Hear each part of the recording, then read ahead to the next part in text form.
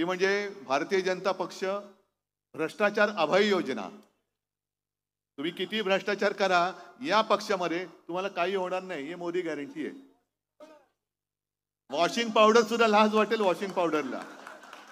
म्हणजे पूर्वी एक जी जाहिरात होते ना, डाग अच्छे होते, ते आता यांच्याकडनं कळतं, डाग अच्छे होते, तुला डाग नाही आहेत, तू कामाचा नाही आहेस, तुला डाग आहेत ये। म्हणजे मला असं वाटतं त्यांनी आता निकष लावलेत, जितका घोटाळा मोठा तितकं पद मोठं। 5 कोटीचा घोटाळा, चला रे कोणी आणला रे याला, द्या हाकलून द्या याला। 100 कोटीचा घोटाळा, ठीक आहे याला जरा इकडे बसवा। 70,000 कोटीचा घोटाळा, बाजूला बसा आणि उपमुख्यमंत्री व्हा।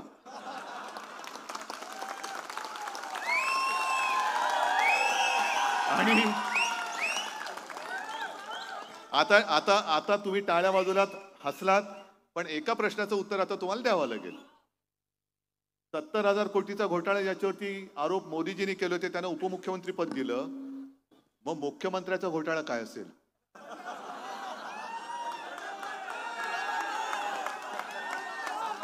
कारण त्याच्यावर मोठा पाहिजे। 50 कोटी आता कमी पडतायत, उघड उघड लुटतायत। निवडणूक रोख्यांचं जे काय भांड सुप्रीम कोर्टाने फोडलंय, म्हणजे किती नालायकपणा चाललाय बघा। 15 मार्च तारीख दिली होती, त्याच्या आधी 4 दिवस पेपरमध्ये काय वाचलं, स्टेट बँकेने सांगितलं की आम्हाला सगळी माहिती गोळा करायला वेळ लागेल, आम्हाला 3 महिने वाढवून द्या। पण सुप्रीम कोर्टाने दणका दिल्यानंतर 1 दिवस आधी तुम्ही माहिती सुप्रीम कोर्टाला दिलीत, म्हणजे ही माहिती तुम्ही सुप्रीम कोर्टात खोटं बोलत होतात।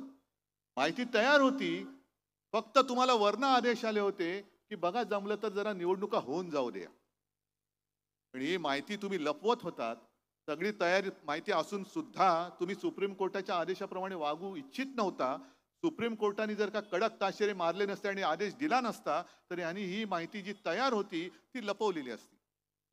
आज सुद्धा मी येताना ऑनलाईन पेपरमध्ये वाचत होतो, काँग्रेसने आता सांगितलं की एकूण खरेदी किंवा रोख्यांची जी काही देवाणघेवाण झाली ती 22,000 कोटींच्या आसपास झाली।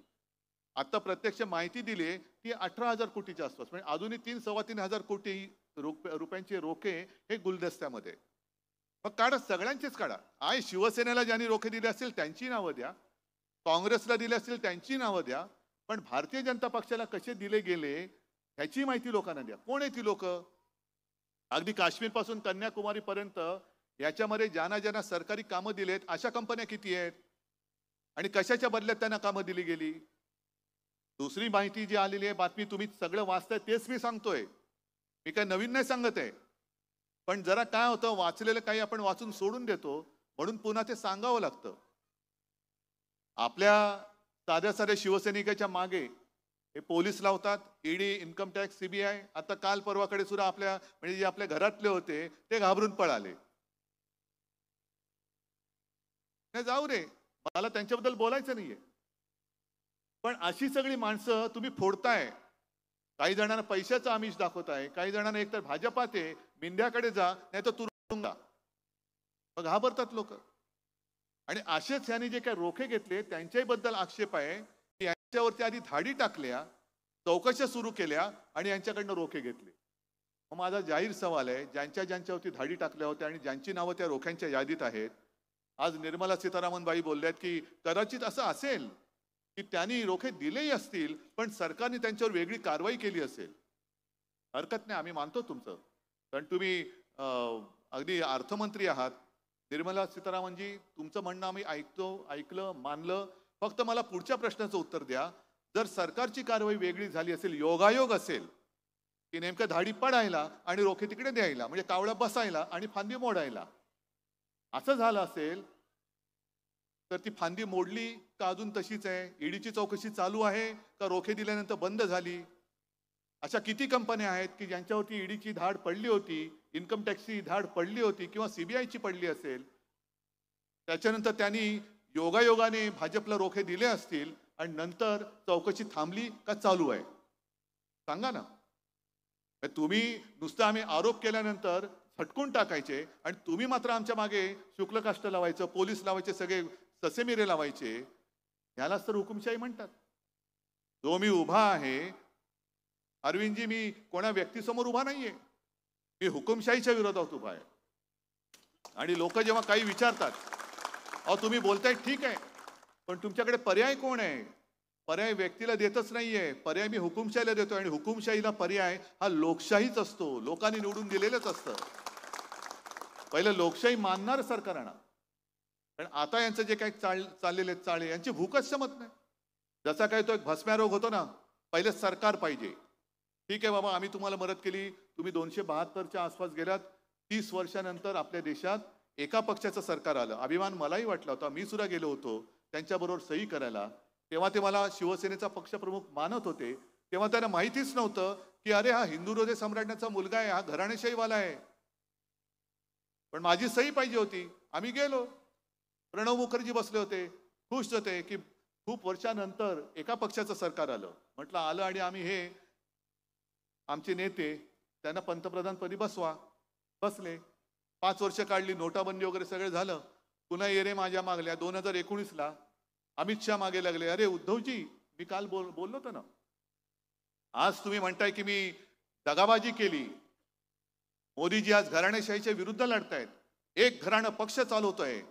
मग अमित शहा जेव्हा शिवसेना प्रमुखांच्या फोटोला लोटांगण घालायला मातोश्रीत आले होते, तेव्हा माहित नव्हतं त्यांना की कुठे आलोय आपण, कोणाच्या फोटोसमोर लोटांगण घालतोय, कोणाच्या मुलाबरोबर बोलतोय, हा पक्षप्रमुख आहे, हा घराणेशाहीवाला आहे, याच्याशी बोलता का म्हणे. हारलो तरी चालेल, पण घराणेशाहीच्या पक्षाचा पाठिंबा नको. नाही दाखवलं. पण तेव्हा आणखीन 300च्या वरती जागा मिळाल्या. आता त्यांना 400च्या वरती जायचंय. का जायचंय? याचं कारण स्पष्ट आहे.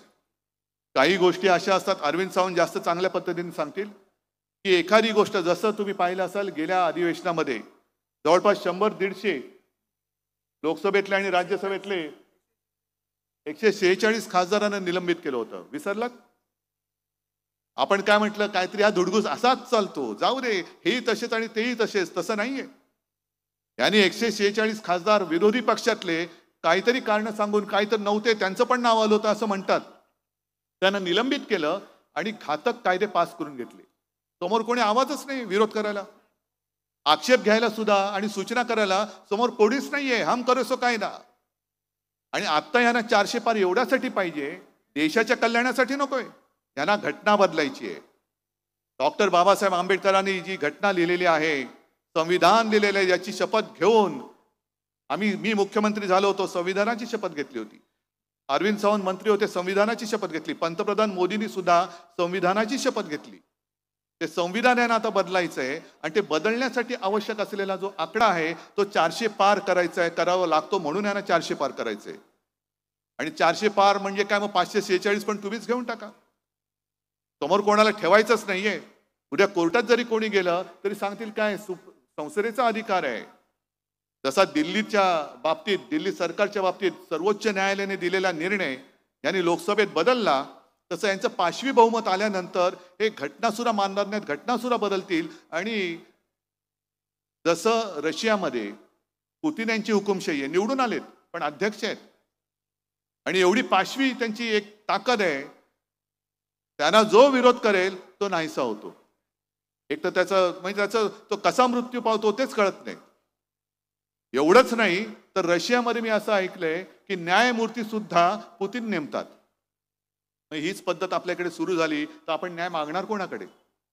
मी उभा आहे ज्याच्या विरुद्ध ते हे आहे, मी वृत्तीविरुद्ध उभा आहे आणि हुकुमशाहीच्या विरुद्ध उभा आहे. कारण आपला हा देश, आपण तर भाग्यवान आहोत, आपल्याला काहीही न करता स्वातंत्र्यामध्ये आपण जन्माला आलो, आपण स्वातंत्र्य उपभोगतोय. पण ज्याने आपल्या स्वातंत्र्यासाठी बलिदान केलं, आपण म्हणतो ना वंदे मातरम म्हणत हसत हसत फासावर गेले, त्यांनी तर बलिदान केलं. आपल्याला फक्त मतदान करायचंय. त्यांनी बलिदान करून स्वातंत्र्य मिळवून दिलं, आपल्याला फक्त मतदान करून हे स्वातंत्र्य टिकवायचंय. उगाच मला काहीतरी वेळ लागलाय म्हणून मी यांच्या विरुद्ध उभा आहे. अरे मी पण गेलो असतो ना यांच्या बरोबर, 50 खोके काय मला आणखीन मिळाले असते. पण खोक्यात जर का मी बंद झालो असतो तर मी शिवसेना प्रमुखांना काय तोंड दाखवू शकलो असतो, काय दाखवू शकलो असतो? आज सुद्धा तुमच्या समोर आलोय. अरविंद सावंतना पुन्हा आपल्याला विजयी करायचंय, करावंच लागेल, हॅट्रिक करावीच लागेल. पण या वेळेला फरक असणार आहे. इथून निवडून दिल्या गेलेले अरविंद सावंत तिकडे या वेळेला भाजपला किंवा मोदींना पाठिंबा देणार नाहीत, ते आपल्या इंडिया आघाडीच्या पंतप्रधानांना पाठिंबा देतील. आणि ही जबाबदारी ही फार मोठी आहे. नुसतं आलं मोदीजी आले आणि काहीतरी थापा मारल्या आपण म्हणतो अरे जाऊ दे ना, दिले काय फरक पडतो. तसं नाहीये. आपल्या आयुष्यावरती आणि आपल्या पुढच्या पिढ्यांवरती हुकुमशाही काय जुलूम करेल त्याचा विचार करा आणि मग मी काय म्हणतोय त्याचा विचार करा. अरविंद, तुम्ही जे बोललात की कोरोनाच्या काळामध्ये जे मी तुम्हाला सांगत होतो संपूर्ण महाराष्ट्राने मी बोलत होतो, तुम्ही ऐकत होतात. मी सांगितलं मास्क घाला, तुम्ही मास्क घातला. घरात बसा, घरात बसले. वर्क फ्रॉम होम केलं. तुम्ही सगळं माझं ऐकलत म्हणून आणि म्हणूनच देशातल्या सर्वोत्तम मुख्यमंत्र्यांमध्ये माझं नाव आलं. ते कर्तृत्व माझं नव्हतं, हे तुमचं सहकार्य आणि तुमचं कर्तृत्व होतं.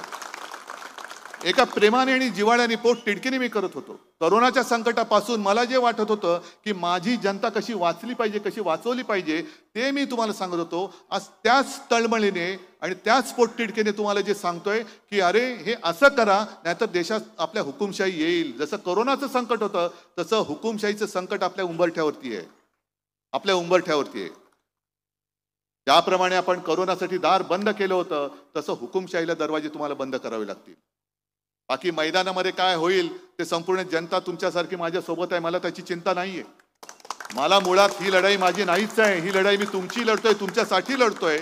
आणि मला खात्री आहे की जनता ज्या वेळेला ठरवते त्यावेळेला जनताच विजयी होते. हुकुमशाह किती मोठा असला तरी जनतेचा प्रचंड रेटा असा असतो की त्याच्यासमोर हुकुमशाह छाती पुढे काढून चालू शकत नाही.